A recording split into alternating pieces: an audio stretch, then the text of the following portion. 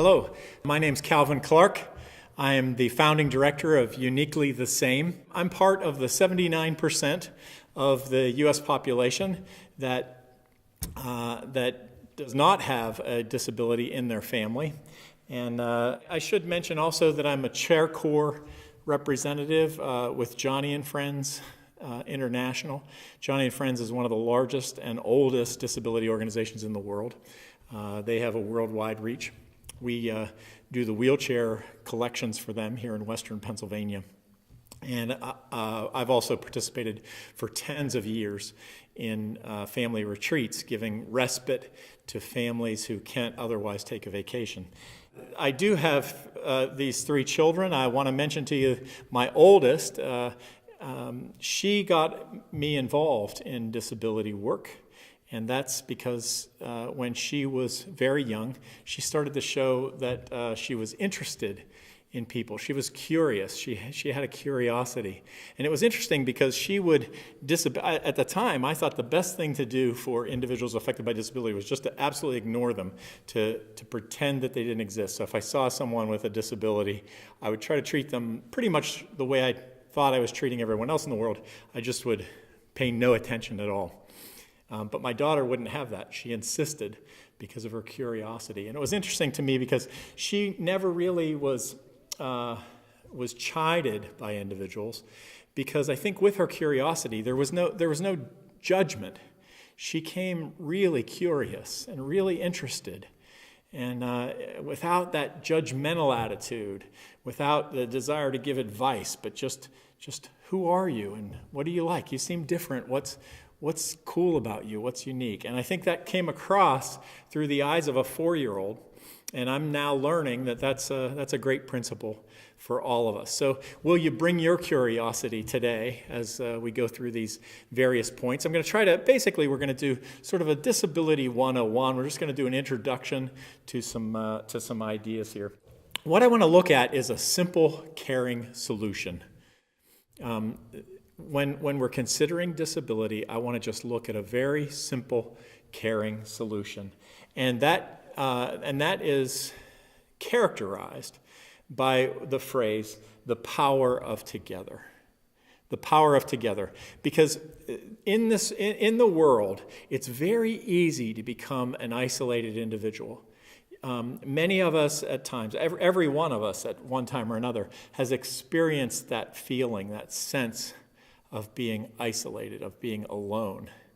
And the power of together is such a strong concept, and I really want to press that forward. So the power of together, what I want to look at within that particular section of this talk is, first of all, the extent of the need in the world of disability. So I want to just take a look at some statistics and a few ideas to try to bring out to you the extent of the need. Then I want to look at the extent of the available help that exists. And as we look at the power of together, I want to show you that there are solutions. There's a very simple solution to a lot of the difficulties, a lot of the troubles that exist today, and they tend to be invisible. Basically, organizations that are designed to work with individuals with disabilities, organizations that have spent their effort and time and their real focus on the community of individuals affected by disability, are overwhelmed with the extent of the need. So if you're a professional listening to this, you don't need much help in thinking about the extent of the need, because the need is clearly great, and you're aware of it. But for most of the part, that 79% of the population that I'm talking about, are unaware of that. So I want to take some time to look at that. But on the other hand, there's an extent of available help that really isn't being tapped into today.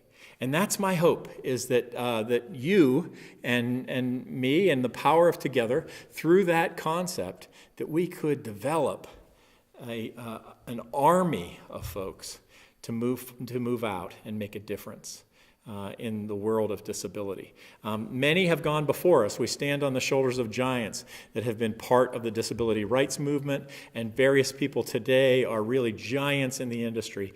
But what we need now is a gathering, a large group of folks, a network where this power of together can play itself out. And the goal here is this voluntary network which leverages everyone's strengths. See, each of us have strengths. It doesn't matter. There's no conversation about disability here. We don't need to be talking about disability constantly. Everyone has strengths. And if you're a person, you have a strength. And we need to take a look at individuals' strengths and try to bring that together. That's how the power of together really gets its energy.